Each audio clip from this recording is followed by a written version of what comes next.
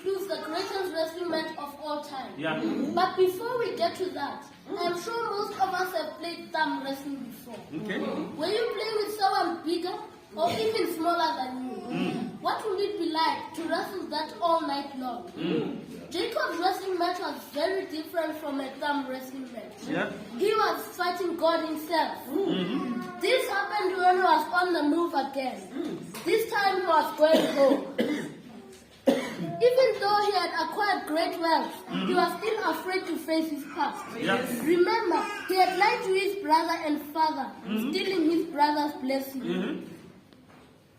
The last time he saw Esau was so angry he even wanted to kill him. Fast forward, Jacob divided his family into two groups and sent a large gift of riches to soften Esau's anger. Yeah.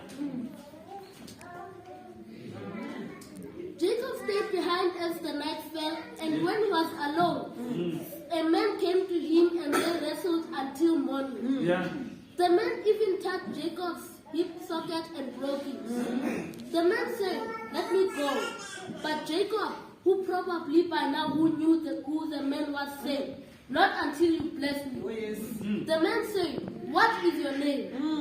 He replied, "Jacob." The man said, "Your name will no longer be Jacob, but be Israel." From that moment, he was a changed man. In the morning, Jacob moved to the front of his family. Yeah. He went to Esau first before anyone else. Esau ran to him and they were kissed and hugged. Wow.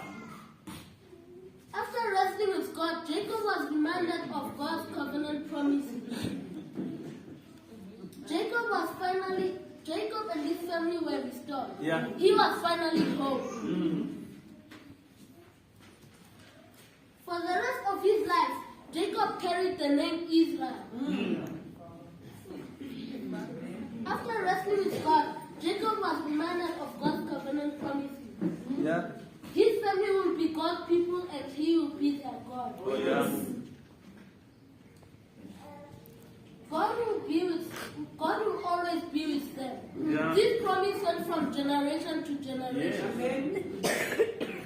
If you follow the full story of Jacob, you will find out that the whole nation came from him. But why is that so important to us? Because we inherited the same promise that was given to Jacob.